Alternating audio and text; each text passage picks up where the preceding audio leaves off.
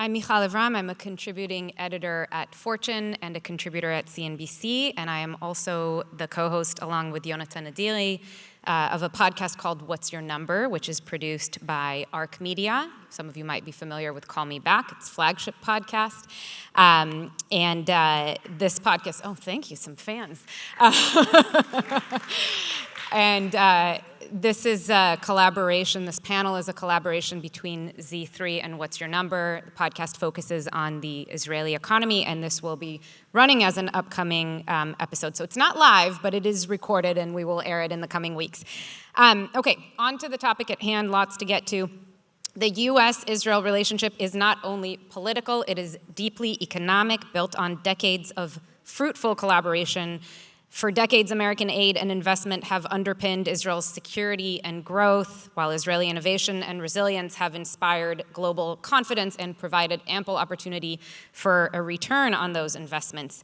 Since October 7th, we've seen some shifts in this relationship, some positive, some worrying. And we are going to spend the next hour or so analyzing some of these changes and talking about what comes next with our expert panelists here.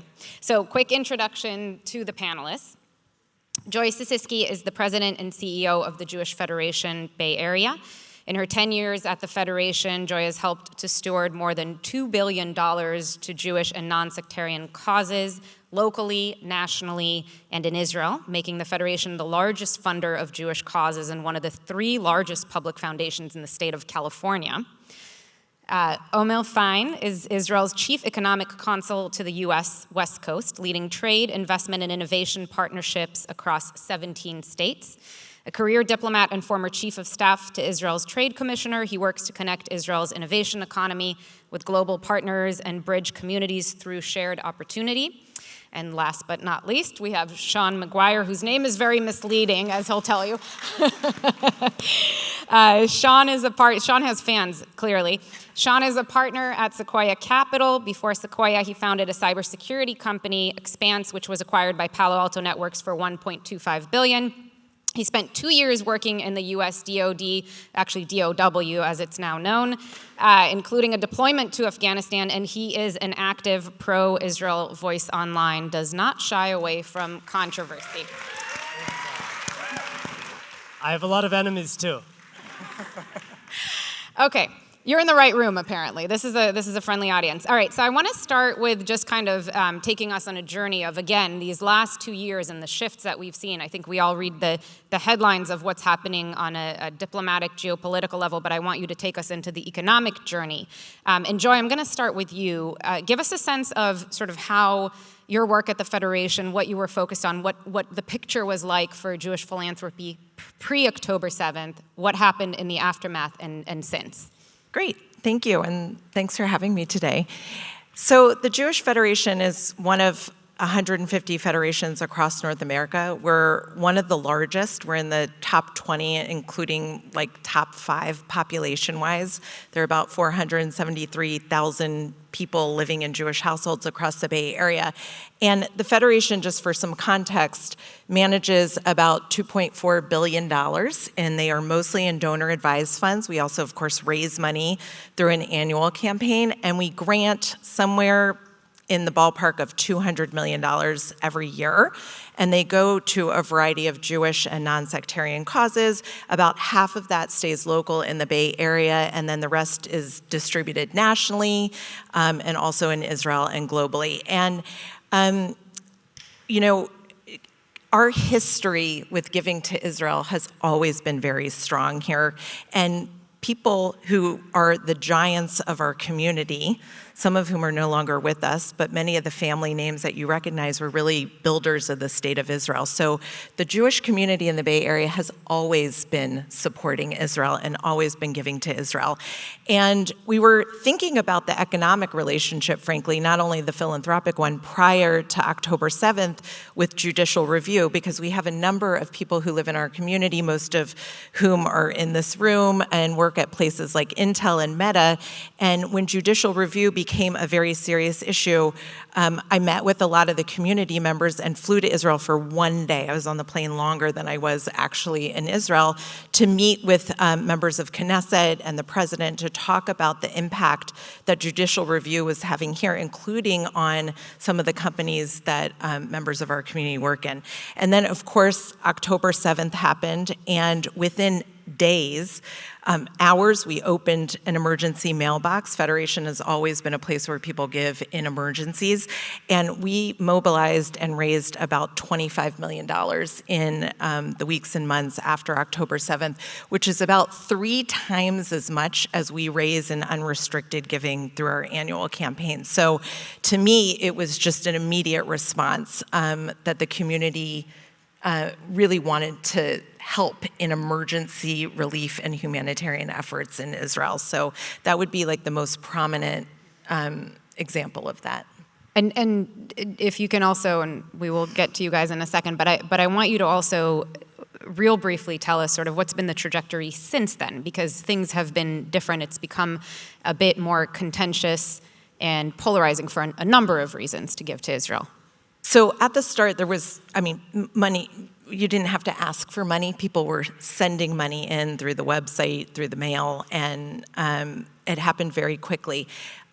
Giving levels to Israel have since gone back to normal pre-October 7th levels, meaning people are not giving to Israel, even though I think it's taking up a lot of mind share. So we hear from organizations a lot in the Bay Area that donors tell them that they're not going to give to them this year because they're really giving to Israel. But actually the data doesn't always support that. In fact, they may not be giving to those organizations, but they're also not giving to Israel. So I think over the course of the 2 years during the war, we saw a waning in interest in wanting to give to Israel.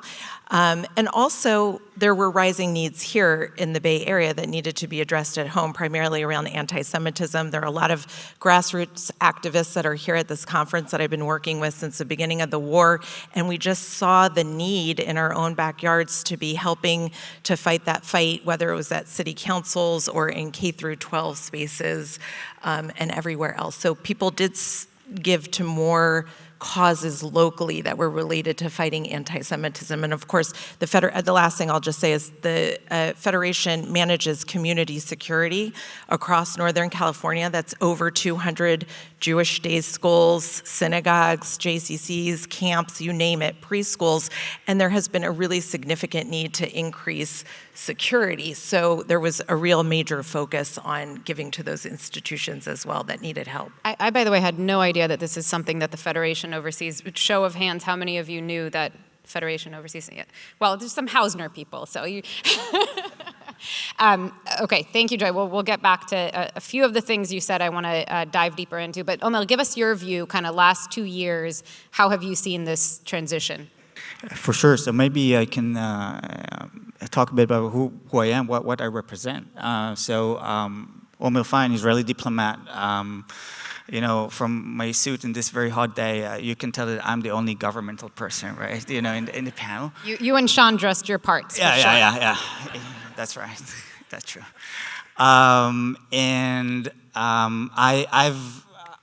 I've served as Israel's chief economic counsel for the past 3 years. I've worked for the Israeli government for the last 9 almost years.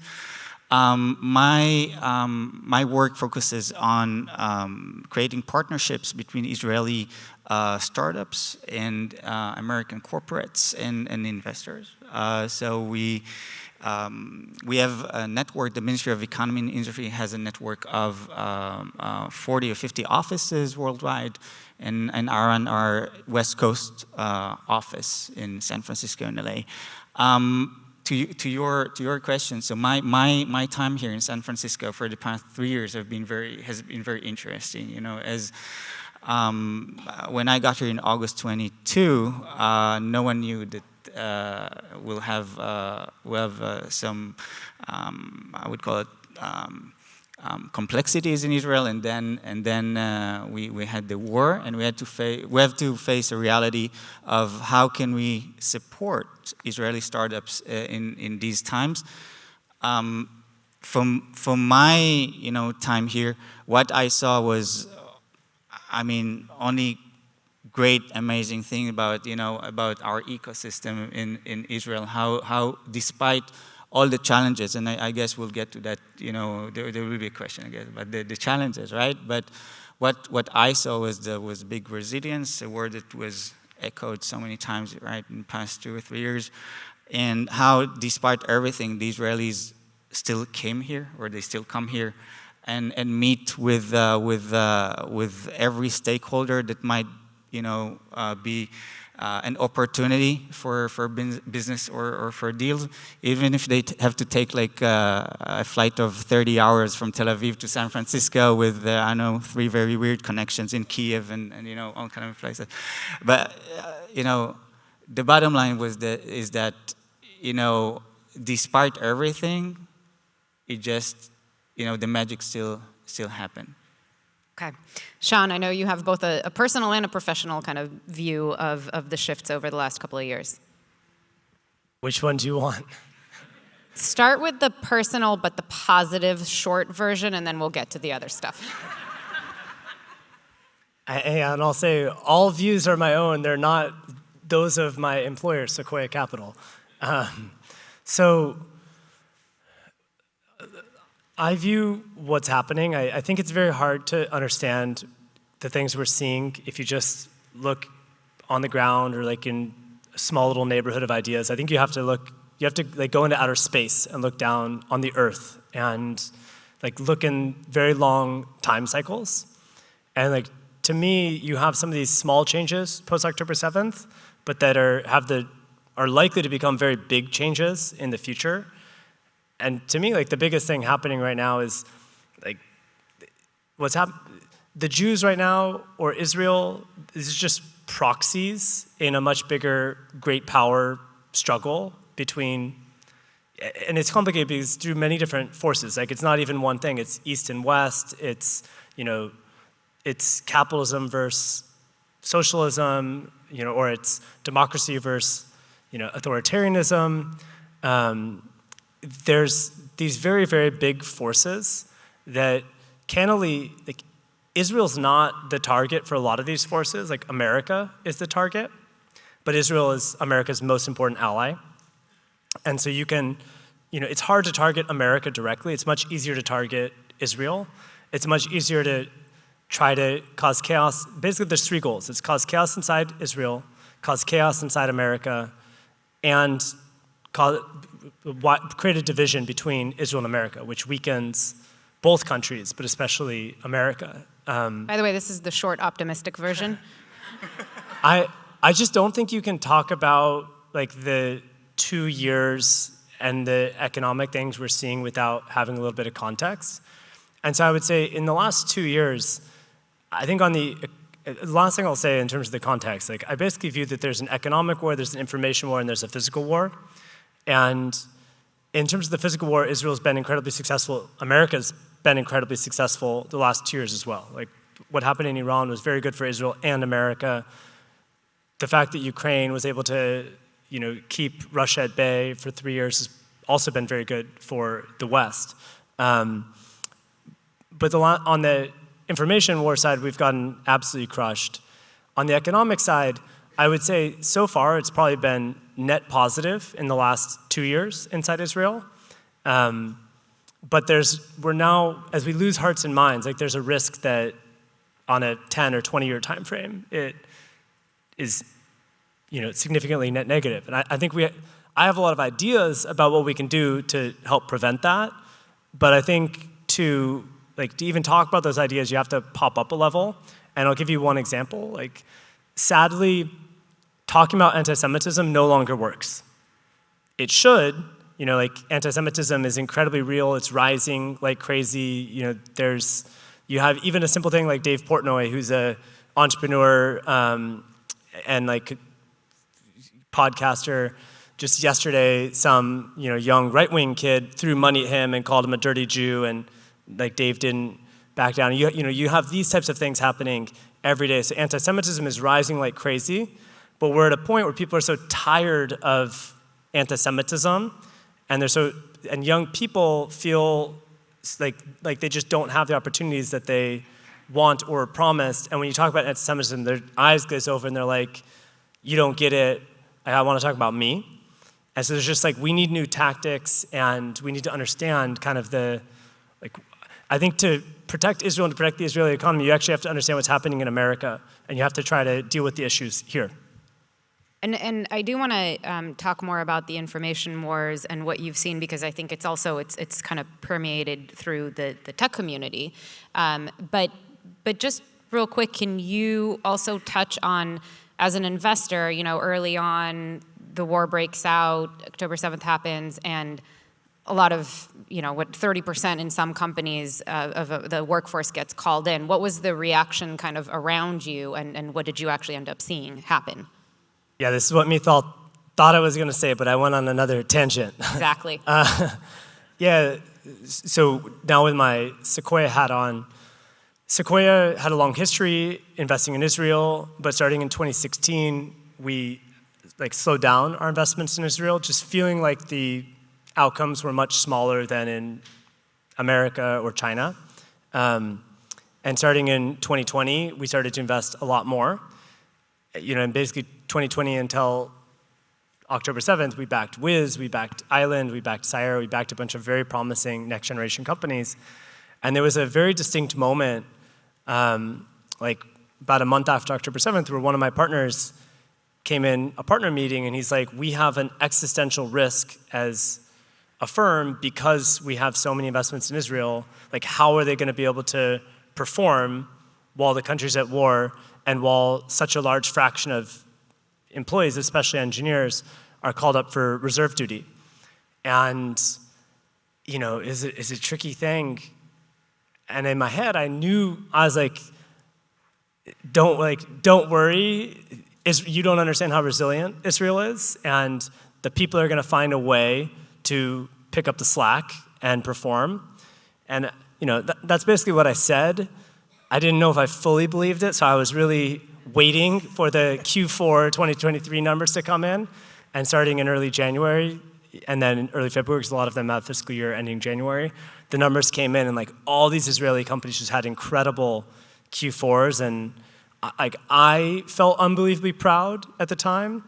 And it was a moment internally where I think all of my partners understood something is different in this ecosystem. These people, they have a higher purpose than just building a company the way a lot of founders do in other parts of the world. This is survival. This is something that if they don't do, no matter the circumstances, they will fail. Joy, I want to go back to a few things you said. This session is not strictly about anti-Semitism, but it obviously plays a role in several different ways when it comes to the economic relationship and to Israel's standing in the world, of course, and other partnerships and collaborations. Can you give us a deeper view into what role anti-Semitism has had in how money is being deployed now and where donors want it to go? And I'm also curious, kind of separate but related, earlier when we were talking, you did mention that this has become a more contentious issue within the philanthropic community as the war went on, as there were all sorts of issues with the humanitarian crisis, with basically everything we were seeing on the news, right? And so can you just give us a deeper dive into the kinds of conversations that you've been having, that you've been privy to? I'll start by saying, after October 7th, I mentioned we had raised a lot of money here. Across all federations, we raised nearly $1 billion. That's a lot of money. All of it was deployed very quickly in emergency and humanitarian relief in Israel. There's no money really left to allocate. And there were some conversations about what the next step was, what was the next campaign. And a lot of people never thought that the federations, with some other partners, Hillel was one of them, URJ, some other organizations that all raise this money together, that they would really come together to do that. So some of the conversations at the highest level nationally, which our federation participates in on the community's behalf, is what's next. And I think there were some very early maybe premature conversations about rebuilding Israel that have been put on hold till the end of the war. So those conversations are back on the table now. They'll be taking place starting, I mean, they're ongoing, but in a really significant way, starting this coming weekend at the JFNA General Assembly, which is the largest gathering of Jewish communities in North America. There'll be about 5,000 of us there talking about what it looks like to rebuild, to heal, and what kind of capital is necessary to do that. And I think, it's a balance because of the high needs related to fighting anti-Semitism at the grassroots and security needs that local communities are in conflict, because we want to do both of those things at the same time. Support Israel, but also make sure that we're taking care of things here at home. There are people in the audience here today who I know care a lot about grassroots work. I mentioned that. A new organization was founded called the Bay Area Center to Combat Anti-Semitism, BACA, something that Federation helped seed because it's really important that we're doing all of these things at the same time. I would be really worried if the community didn't have an interest in helping to rebuild Israel, given our history with building the state of Israel, given that it's a young country that we want to have and this conference is a great place to talk about it, is what does Zionism look like today? How do we help people fall in love with Israel again? And how can we help the community do that? And I think the needs are extremely high, particularly around mental health. So there are still some urgent and humanitarian related needs. And then, Sean, you're talking about sort of the business of Israel. And even, Federation has been at the forefront of this. We have a very robust, we're the only federation that has an impact investing team.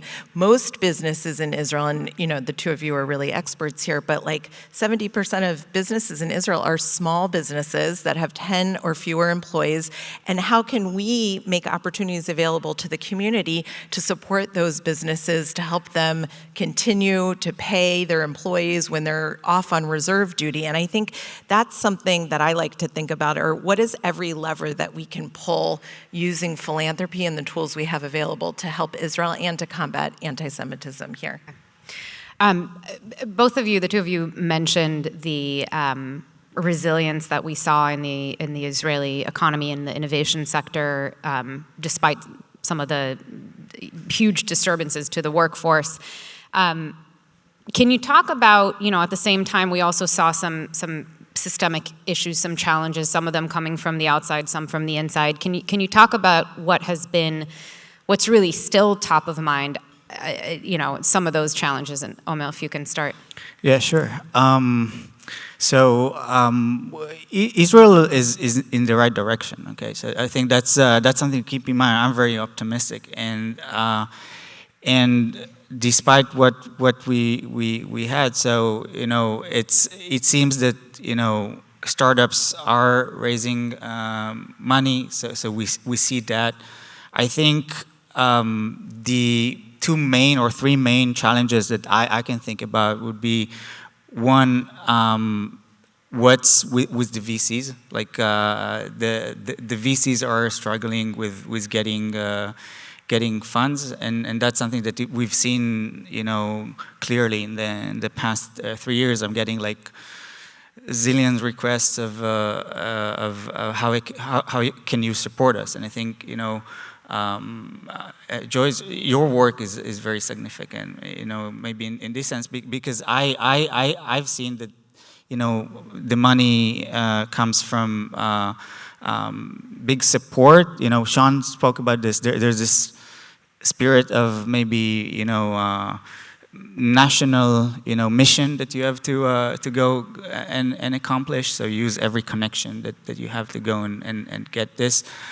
Maybe another challenge will be the verticals that are have been more favored in the past 3 years are for sure cybersecurity and AI, and maybe even defense. We see all kind of defense technologies. That's something we've seen in the past, and after Yom Kippur, right? So we saw Elbit and Rafael, all kind of industries that were created there. But other verticals are a bit struggling, like more of the impact verticals, the food tech and the healthcare, So that's maybe a second challenge.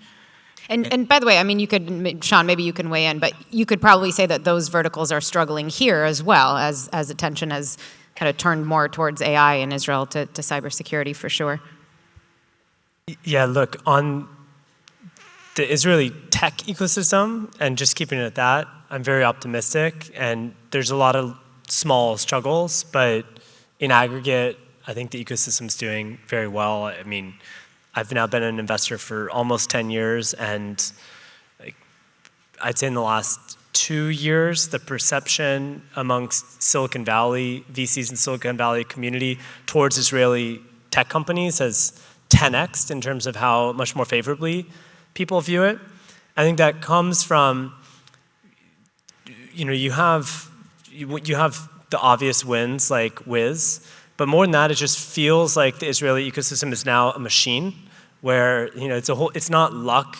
There have always been some incredible one-off companies created in Israel, but now, I mean, cybersecurity, there's a full machine to just generate company after company in cyber, and that has extended into other areas, and now we're seeing the early innings of it in AI in Israel, but it's very much a tale of haves and have-nots, and I'll just say with Joy's point around like 70% or so or whatever of the businesses in Israel are very small. But I don't know exactly the statistic, but obviously there's an incredible amount of, very few people in Israel are lucky enough to work in high tech. And so like it's not lost on me like how small high tech is relative to the whole kind of population. But high tech alone I think is doing very, very well. Everything else, it's a much harder, more challenging time. And even within high tech, just to be clear, Omel, what you were referring to was the challenges that VCs, that investors in Israel are having to raise their funds, right? Correct. Not the founders necessarily. Yeah, we see that the founders are that's getting better. So we see that the startups, they can raise the money, maybe in different verticals. It's kind of how you can split between the cyber, maybe the impact one, but VCs are really struggling. Okay, can you talk about how, I mean, Joy, I don't know what your perspective is on this because it's a Jewish philanthropy, and so kind of by default, you've got Jews who are interested in investing in and giving to Israel, but maybe you have some thoughts on this too. It seems like, everybody here and probably everybody in the room since October 7th has doubled down on Israel. That's great, but comes at a cost also. So if what you're describing, Omel, if you're connecting, sort of finding yourself in a position, which I think you alluded to before, where you are connecting investors, Israeli investors trying to raise their funds to Jews elsewhere, is there an issue there down the road, 10, 20, however many years later, that it becomes more of an insular ecosystem versus a global one?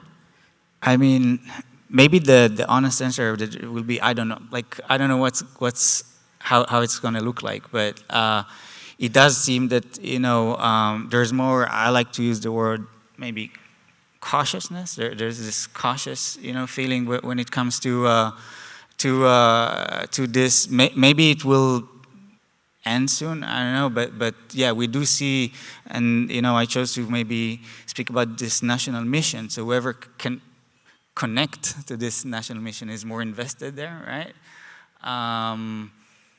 But hopefully, Yeah, so there are a lot of people trying to isolate Israel right now. Like, that is a fact. I think we all see that, feel that. That said, I have a huge amount of optimism about Israel in general. One thing that I think people don't fully appreciate is they don't understand like how deep the historical relationship is between Israel and India. The first Jews went to India 2,300 years ago or so, the Cochin Jews. There have been a bunch of waves of migration of Jews to India, including like Iraqi Jews in the late 1700s, that like the Sissoon Docks, which is the harbor in Mumbai, was built by Iraqi Jews, and there's an incredible shared history in terms of what we've had to deal with, everything from like British partition to Islamic conquest to very similar demographics, just 100 times bigger in Israel. There's really like an incredible shared history, and I'm seeing the ties like in the last 3 or 4 years exploding between the two. There's also an incredibly deep shared history between Israel and Singapore. Like Israel played a huge role in helping the modern city-state of Singapore getting formed, advising creating the military. I could go through 50 other countries. You now have, you have Kazakhstan joining the Abraham Accords this week, obviously UAE. So I don't really feel any risk that Israel becomes truly isolated. I think the risk is that Israel is forced to pivot away from the West, pivot away from America and Europe to kind of the East. And I think this is what a lot of America's enemies want. Like, they are trying to engineer this. And I think we have to do everything we can to try to prevent that from happening. But I think that Israel has more flexibility here than America in a lot of ways, because again, as I was saying earlier, I think America is the actual target.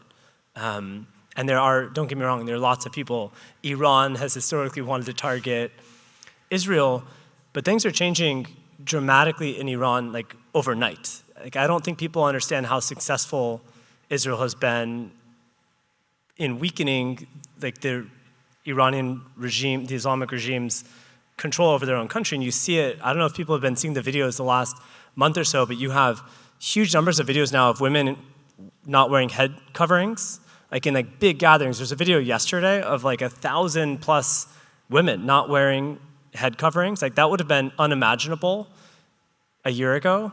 And it's basically the regime knows they don't have the same level of control, and so they can't turn the screws as much as possible. They've also, just in the last few weeks, it's pretty wild, but they are now, instead of like celebrating some of their Islamic, the Ayatollahs' faces everywhere, they're actually bringing back some of the ancient, like Iranian, ancient Persian Empire cultures. My wife is a Persian Jew, so I spend a lot of time, families from Iran. And eating Persian food. Eat a lot of Persian food. But I just like, there is so much changing in the world so quickly right now. And sure, there are people that hate Israel and want to destroy Israel, but I really view it as a secondary target. And I know that's a controversial statement.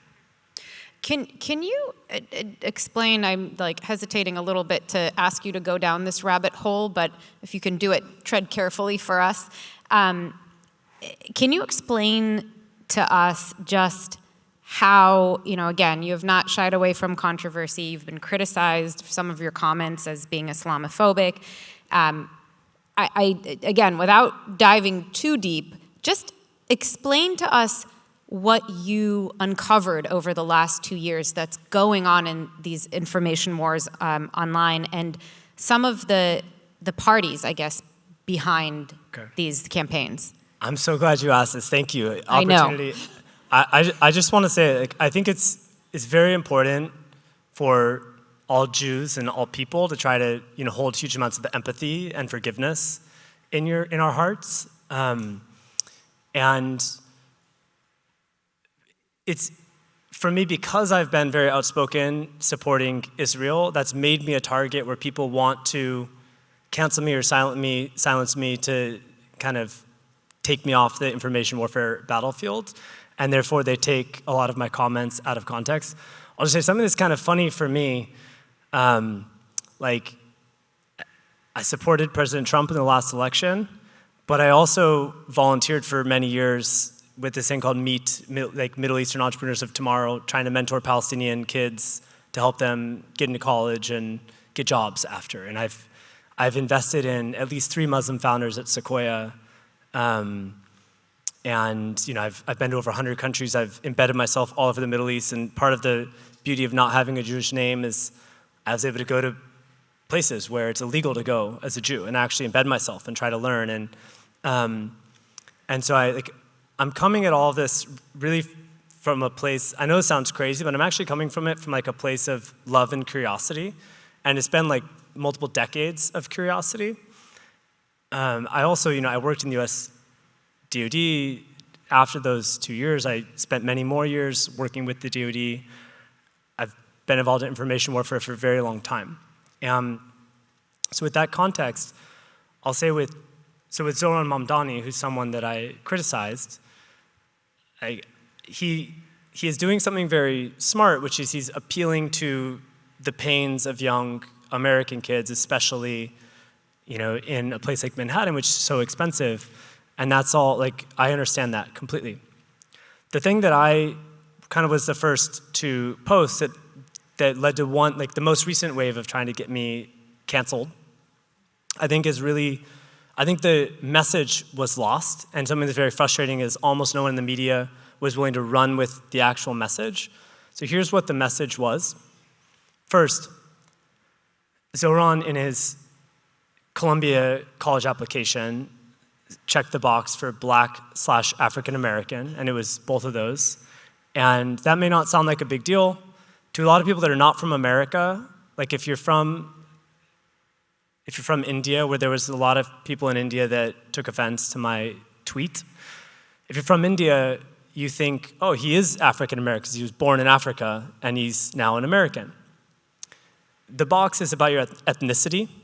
And when I was going to high school here in America, this is a really big deal. Like this box was a big deal and people knew the point of this box. It's to check your ethnicity. It's much higher admission rates for Native Americans or African Americans. The point of this is it's a way to try to correct for history of structural racism. And so to me, to have this guy that had, for his whole campaign been talking about racial inequality and had a specific policy where he said he's going to increase taxes on richer and whiter neighborhoods, and someone that has, was campaigning with African Americans, and his father is a professor at Columbia University of African Studies, focused on decolonization.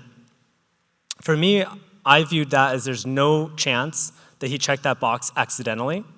And if it was intentional, then it basically means he's a sociopath because he's saying one thing and doing another. So then I started to look into his life. And again, I was literally trained in finding terrorists, actually trained in finding terrorists. And Zoran from 2009 to 2017, he had at least 5 incidents of supporting terrorists. And these are very serious incidents. They seem like small things, but to me they're very serious. So the first one that I found was in 2014, there was a Facebook page that he created. It's unclear if he was the one to post it, but almost certainly he posted it, that said, "Justice for Razmea Oda." Do any of you know who Razmea Oda is? So Razmea Oda was a Palestinian terrorist that, I don't remember the years, but sometime in the 80s, roughly the 80s, she did a supermarket bomb that killed 2 people, including a child. And she was put in an Israeli prison, and she was released in a prisoner swap. After that, she came to America, and she lied in her citizenship application, saying that she had never been arrested or convicted of a felony, even though she had spent time in an Israeli prison. So 2 decades later, after she was a citizen, she got caught that she had lied on her citizenship application form and had actually been a felon and had murdered 2 people, including a child, and she was deported for this. So Zoran, in 2014, an account that he created posted Justice for Razmea Oda page, and the only like of this page on Facebook is Zoran's account. It's the only like of this. There's 5 other things like this. He posted a tweet supporting Anwar al-Awlaki, the #1 recruiter of Al-Qaeda in America, recruited about 1,000 Americans for Al-Qaeda. He posted something supporting Dzhokhar Tsarnaev, one of the Boston Marathon bombers, basically criticizing the New York NYPD because he said they didn't read the Miranda rights to Dzhokhar, which is wrong. They did. They just didn't read it the second he was arrested. They read it 36 hours later, because there's something called the public safety exemption in New York where you have 36 hours to read it online. I can go through, there's about 7 or so examples of him defending terrorists in that period. And then he stopped doing this from roughly 2017 until now as he entered politics. You know, he rapped in support his love for the Holy Land Five. The Holy Land Five, you know, sent $14 million to Hamas. And for me, when I see someone that is unwilling to criticize, globalize the Intifada, that, you know, lies about their ethnicity on their college application and has like 7 incidents of supporting terrorists, and that seemed like the defining issue for him from 2009 to 2017 or so. Like, for me, with my past background, all of my spidey senses went off. And as I posted this, like, it's actually pretty wild. I mean, first of all, I've been able to do the after-action report and understand like the specific individuals that tried to get me fired and canceled. One of whom is an actual Muslim Brotherhood operative who he was posting a bunch of videos on Twitch telling people like to email Sequoia LPs, you know, and actually making, they have an AI tool that you just press a button and it will auto-generate an email so that it's slightly different text every time and send it to our LPs. And so this guy, literally there's videos of him doing this. He was just arrested 3 weeks ago and he's being deported by the Trump administration for other things, for material support of Muslim Brotherhood. And so it's like, I know for a fact there's actually the Muslim Brotherhood was behind trying to get me canceled. And you know, then CARE got involved. CARE wrote, the Council on American Islamic Relations wrote a letter trying to get me fired from Sequoia. And so I basically got to see this whole machine. It is very sophisticated infrastructure designed to, when you poke the bear, when you are a threat to them, to come and try to cancel you. I ended up having a Palestinian founder that I work with supporting me, coming out publicly and supporting me. And it's like this founder, and I didn't even repost this post because I don't want to tokenize like a Palestinian. It honestly feels wrong to me to tokenize, but he came out with a post supporting me. And this is a Palestinian founder that I had his back during very, very hard times for him when no one else would have his back. And it's pretty wild for me as someone that's literally been trying to, you know, maybe as a peacenik or whatever, like trying to build good relationships with Palestinians for 20 years and has embedded myself all over the Middle East to try to learn. I come out with very specific evidence that had not been reported on Zoran, and no one in the media would even look at it. They just do not care. All they wanted to do was come try to attack me and silence me and get me canceled. And anyways, it's a very revealing experience. And I'll just say, the last thing I'll say on this is, one of the lessons for me, the last thing I'll say is just, so much of what we see today, you know, in the media is it's wrong, like, and it's an op. And I think a very simple example for Israelis was the Al-Aqli Hospital incident on October 17th, 2023. This is 10 days after October 7th, where, you know, a rocket hit what seemed like Al-Aqli Hospital, and within 2 hours of the explosion, the New York Times and every major media outlet said that, you know, 500 killed, you know, in Israeli airstrike on Al-Aqli Hospital. Then the stories kept getting revised. For what it's worth, I was the first person in the world to question the headline, and it was obvious to me that it was probably wrong. But that, I think, if you understand, there's a thing called Gelman amnesia. Murray Gelman, Nobel Prize winner, where he would read, Nobel Prize winner in physics, he'd read a physics New York Times article, realize it was completely wrong, and then he'd go read about politics and think it was right. For anyone that, like, if you're a Zionist and you understand that these headlines were completely wrong about Al-Aqli Hospital, it says 500 people were killed in an Israeli airstrike, and it wasn't even the hospital's parking lot, it wasn't Israel's PIJ, etc. You have to understand that that's happening on every topic. Every single topic is manipulated. So anyway, sorry for the long monologue. Okay.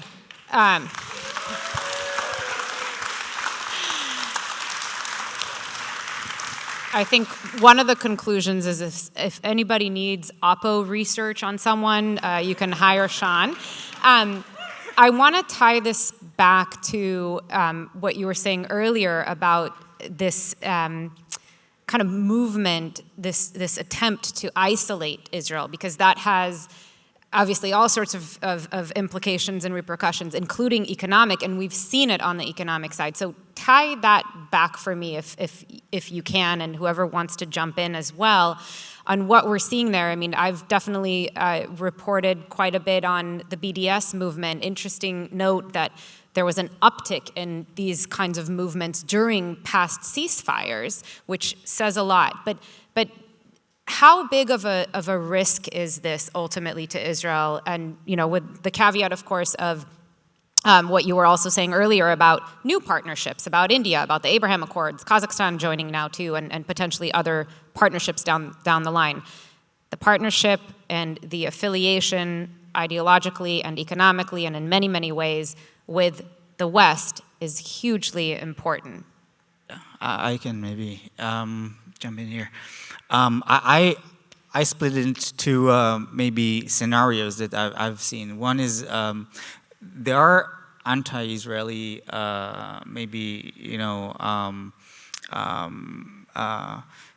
anti-Israeli movement, and this is something we have seen, and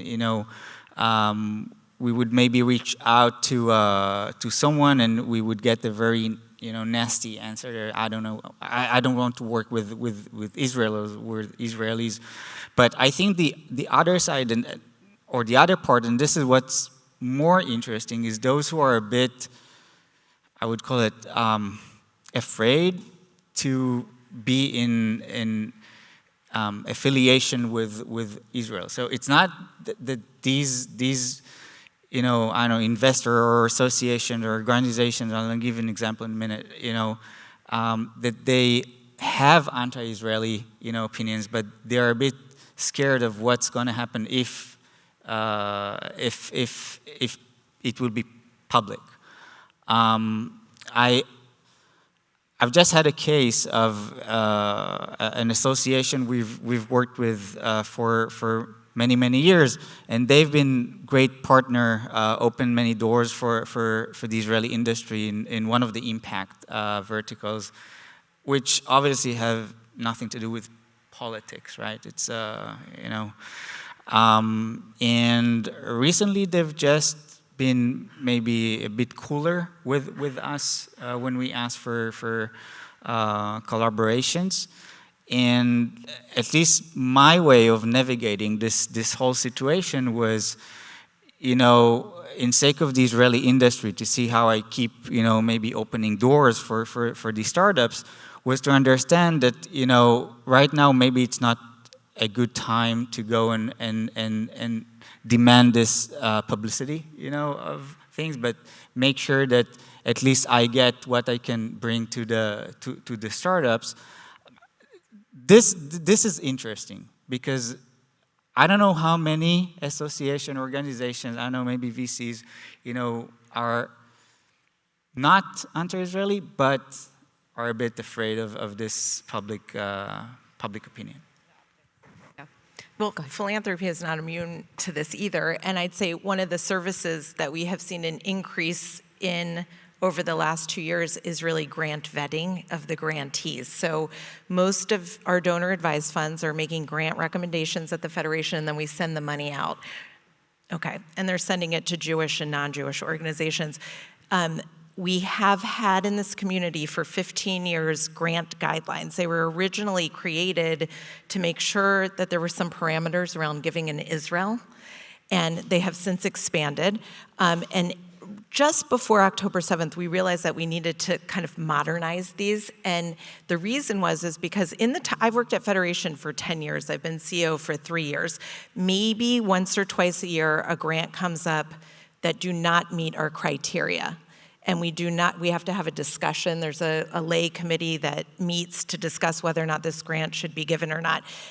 In the weeks, mostly in the first 18 months after October 7th, we were getting sometimes a dozen a week. My colleague's sitting here, and she's in charge of making sure I review all of these because it became like a whole second job. And what I'm talking about are innocuous, non-sectarian organizations that have declared affiliation with the BDS movement or other anti-Zionist or anti-Semitic movements, and we do not allow a penny to go out the door, whether it's Federation directed or from a supporting org or from a donor advised fund that is in any way threatening Israel as a Jewish democratic state that promotes anti-Semitism, or is really a threat to our own democracy here in the United States, because we understand that the survival of the Jewish people is really wrapped up in that for American Jews as well. I will say that they came from a lot of different places that we didn't expect. The most notable one that people may have heard about or read about is really the reproductive rights organizations. And in many cases, they didn't even accept money that was coming from the Federation because they didn't want to be associated with anything Jewish. So you can see how this creeps into philanthropy and why donors many times, they need help sort of identifying to make sure that their values are aligned with the organization they're giving. And in some cases, it's very hard to know. You have to do a lot of research. That is fascinating. Can you talk a little bit more about, I mean, I think it also would be good context to know kind of pre and post October 7th, what percentage of funds of Jewish giving actually went towards Jewish causes or Israel versus not, and how is that shifting now because of politics? So typically pre-October 7th and for decades really leading up to it, the split for Jewish giving and non-sectarian giving is 40-60. So only 40% of dollars out the door are going to Jewish causes, 60% are going to non-sectarian. Here in the Bay Area, it's actually higher. It's 30-70, which I think is more reflective of the community that we have here. And we have one large donor who makes very significant gifts, so it kind of skews that data. But let's say nationally, it's like 60. It's a 60-40 split. In the year following October 7th, Jewish giving went up. What we saw this past year, we're just still going through the data, giving overall is actually down in the community, and that's a big question mark. Why? There are a couple of hypotheses there, but giving to Jewish causes has gone up. So for me, it's less, you said something a few minutes ago about a doubling down on Israel. For me, I think what we're seeing in my experience is a doubling down on being Jewish. And what does it mean to be part of a people? And how is that going to be expressed in all the different ways, including in Israel, but not only in Israel? So I don't know that giving to Israel will be sustained at the levels it was immediately after October 7th, but I can see that people want to be really involved in their Jewish communities in different ways. We know from data on what's called the surge, which is more people, it's a silver lining, joining synagogues, sending their kids to day schools, to Jewish camps. So, you would expect the philanthropy to follow that also. Sean, you talked at length about all that's going on kind of behind the scenes and some of what you've uncovered, but can you talk a little bit about how this has been polarizing also just within the tech community? I mean, I follow you on X, I see the, some of the back and forth, but has it been polarizing within the tech community, and has that led to actual, have you lost deals over it? And bigger picture, how is that impacting Israel? I mean, I think it's polarizing even within Jewish families. And if it's polarizing within just Jewish families, then obviously it's polarizing in the much broader. Have you lost family members? Well, so there's a lot to say. I'll try to keep it briefer than last time. I did lose family members over my support for President Trump, not over my support for Israel. In terms of, tech community, of course, it's incredibly polarizing, and I've become a very polarizing person. But the thing that was going through my head here is, I'm a former mathematician, physicist, PhD in mathematical physics, and I was trained to try to solve simple problems, try to solve the simple problem first that you can actually understand. And the thing that was going through my head is I would encourage people to try to think about how do you keep your own just family unit together and aligned on these issues. And from my perspective, it's kind of the root, because it becomes a vector that compounds, and people will go listen, I have a Jewish friend that's anti-Israel or whatever, and then it compounds from there. And the thing that's going through my head when I think about keeping families together, this issue is so complicated. I think Israel-Palestine is one of the most complicated topics in the world. I think truly getting up to speed there is just as hard as doing a PhD in quantum gravity. I think it's about the same level of complexity, and I've done both. I would say it's about the same level of complexity. And something that really hit me last week, I've been trying to understand what's happening in Sudan. How many of you are following what's happening in Sudan? So it's an amazing audience, way more than I expected. Basically there's this very complicated, unbelievably complicated civil war happening in Sudan, and the cast of characters, and luckily Israel's not involved, which is part of why I think it's so interesting, is because one of the sides, RSF, is primarily backed by UAE. And then you have, the other faction is primarily backed by Turkey, a little bit Iran, Qatar, Egypt. And something that's really hard for people to understand is with RSF today, a lot of their soldiers, like our former Janjaweed, that used to fight on the other side.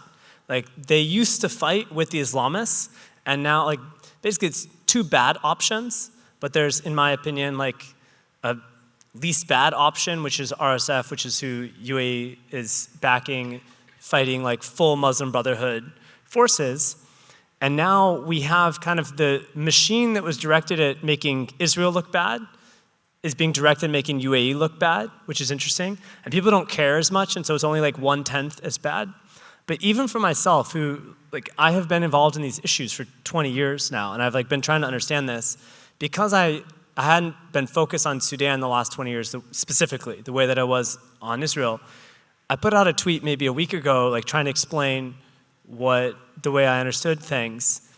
And some people that I respect were kind of disagreeing with my opinion. I was and the honest truth is, I don't understand in full detail what's happening in Sudan. I do understand in full detail what's happening in Israel because I've spent years of my life on the ground, and I've gone, I've spent time in Palestine. I've really, really understood the issue from every vantage point throughout history. But I don't actually understand what's happening in Sudan. And I was thinking, man, if someone like me, I can't even understand in a week of trying to understand this conflict, what's happening, how can people that don't live natively Israel-Palestine, how can you possibly get confidence or ground truth in an opinion? It's really hard. And so even for our Jewish kids today in America, it's just such a complicated topic. And when you see videos or images or whatever of atrocities, of course it plays your human empathy, and then if you hear a certain thing that was wrong or whatever, then you believe that Israel lies, my takeaway for the people here is I really think probably one of the most important things each of us can do is to try to keep our own families, pro-Israel, seeking the truth, and also pro-America. And I think if you have all those things, I actually think it'll compound more than people realize, because I think people look to the opinion of Jews on these topics because they should be the experts on the one side. So I think I've led all of you down this path of exploring the issues, some of them just incredibly complex and hard even to grasp. I want to spend the last bit of time that we have talking about some of the opportunities and some of the bright spots that we're seeing. And again, going back to this resilience in the Israeli economy and in the relationship, the economic relationship between the U.S. and Israel. What kind of new, Joe, I want to go to you first. You mentioned impact investing. That's kind of a different paradigm when it comes to philanthropy and to sort of what the foundation is known for traditionally. So what kind of new opportunities are there around impact investing, and maybe other models as well that are sort of better tailored to where, Israel's a very different place today than it was 10 years ago and definitely 20 years ago? Yeah, I think the market for that has changed a lot as donor advised funds have grown. There's more pressure actually on donors to give away more money so that they are using it for good. That's something the Federation really encourages. We've used this term in the past, instead of focusing on assets under management, what are our assets in the community? And can we measure ourselves by what we're doing? So when it comes to impact investing, that to me is just another lever. And one of the things that we did a few years ago was take a look at how donors were using their philanthropic capital. And in fact, a lot of it was sitting in cash and not being used at all. So I think there was something like $100 million sitting in cash where somebody had established a donor advised fund. They hadn't even opted to put it in an investment pool, and it was just sitting in cash because they thought they'd use it. And really, wish I had that problem. it was a lot of them all together. And really, what we learned is that people want to do good, so they have a windfall, they have an exit, they come into some money, or they make money, and they're at a time in their life where they want to give. So they open a fund, but then they don't actually know what to do with it, or they can do some very what I would call like the bread and butter of the Jewish community. Like you might want to join a JCC, you might want to join a synagogue. Things are very, a little bit more obvious because they're very close to your backyard. But really, what could we do if we put that capital to work? So we started opening loan funds to think about how we can support the needs in the community locally in Israel through these loan funds. And I think something like $9 million only recently has gone out to Israel in the last few years, which is catalytic capital to help people who are small business owners. And by the way, we work with all Israelis, including Israeli Arabs.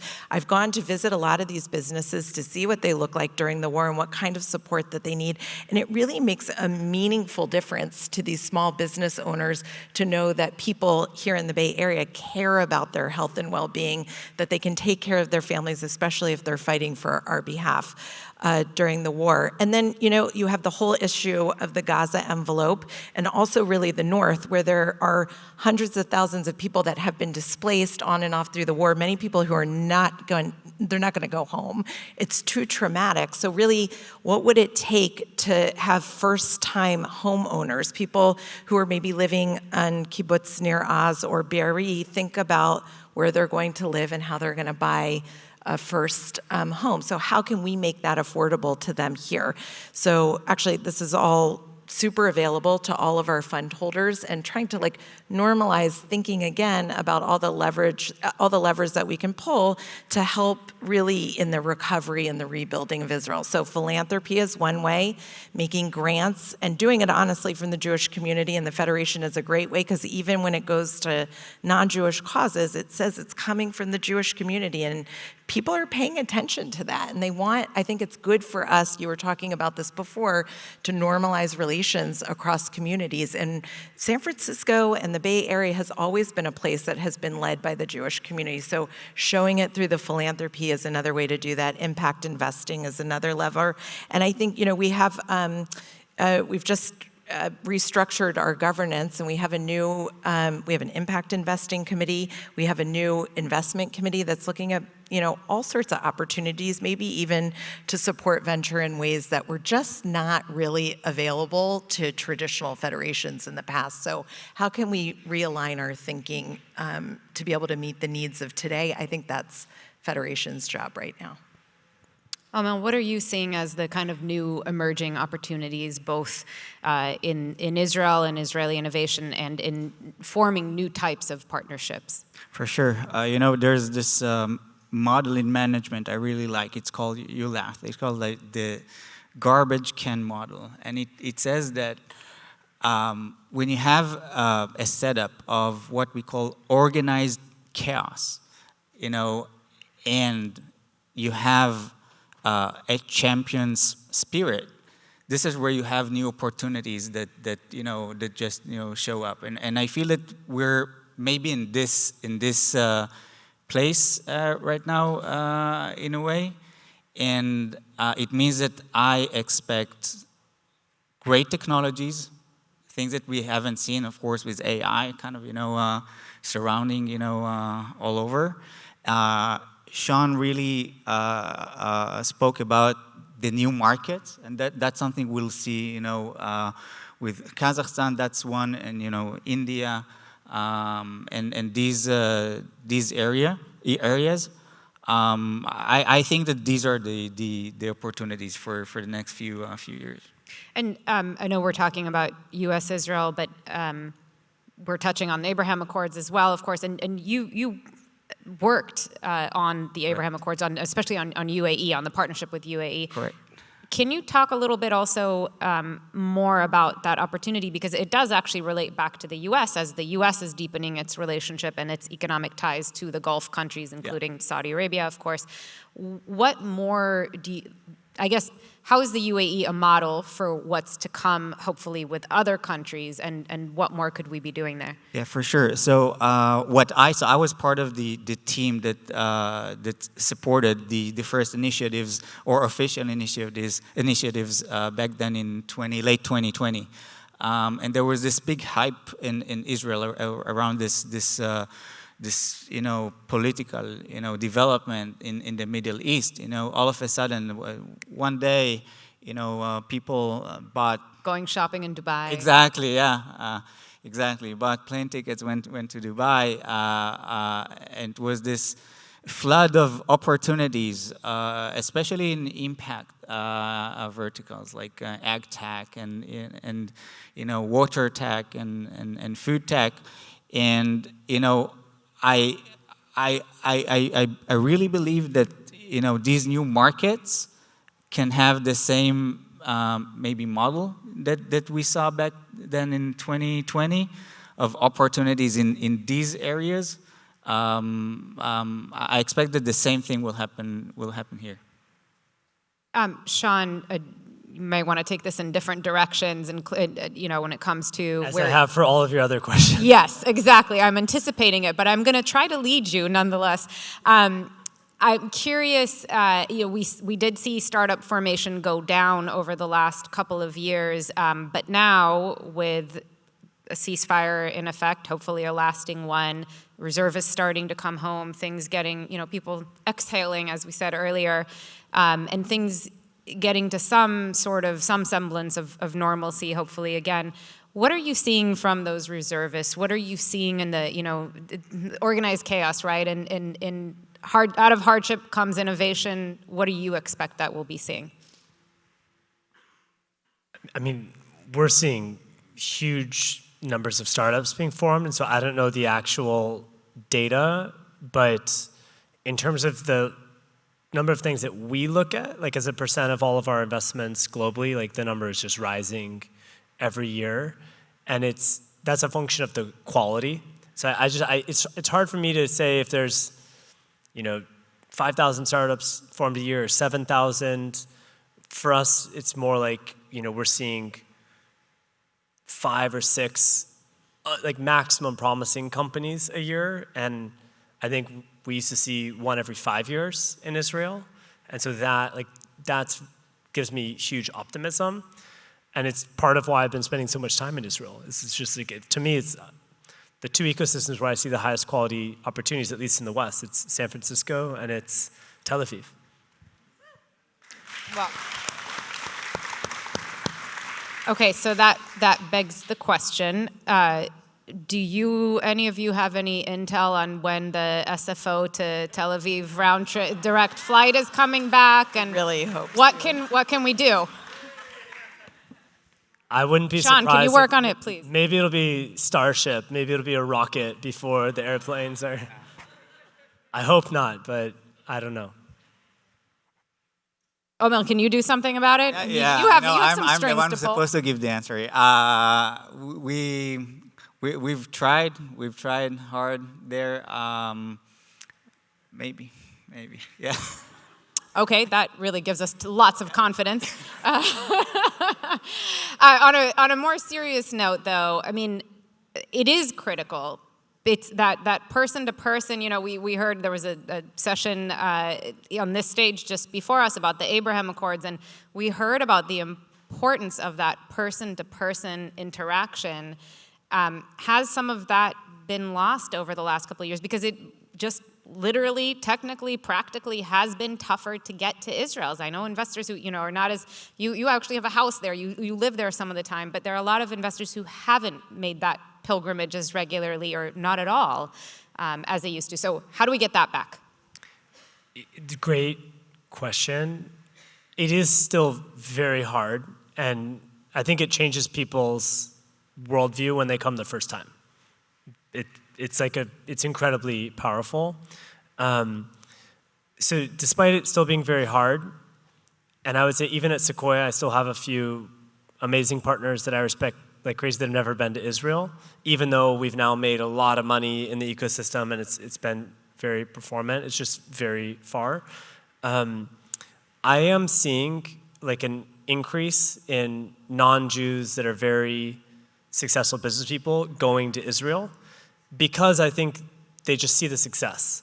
And like that's, at the end of the day, like the Wiz acquisition, which is not, not done, but the announced potential acquisition, that alone changed the minds of like a lot of kind of the most prominent people I know. And I can think of one person, I won't name them, but like a household name that he'd never been to Israel. And after that, very prominent investor, he's like, I want to go and see what's happening. So I just, like success begets success. And I think we have to, keep getting, we have to use these things, like use Wiz as an opportunity to be like, hey, do you want to go see the other best companies? Okay, so we just need more $32 billion deals. No, but it is a good point. I haven't spent a lot of time thinking about it, but I've lived in New York, for almost 18 years before I moved here. And when you get on a flight to Israel from New York, it looks very different than a flight you get onto Israel from San Francisco. And I think that is really important. Omel, any creative ideas here? Great Other than ideas. rocket ships. Yeah. I think that, I remember the times that in like 2018 that there were delegations over the place in Tel Aviv. We used to host the ministry like every week, someone from Australia and Kenya, and Brazil. And it has been very challenging. Of course, that's kind of, it's very basic in business, right? You have to shake hands and, look in the eyes. It's still a challenge. I have to say that Israelis came here. It's not the same as you have, the two-way, right, thing. But Israelis did come here, and like the flights are significant. Like I don't have anything like more clever. No silver bullet, but maybe everybody write to United today after the conference. We'll do that. Joy, Omel, Sean, thank you so much. I know we covered a lot of ground. Really appreciate you being here. Thank you.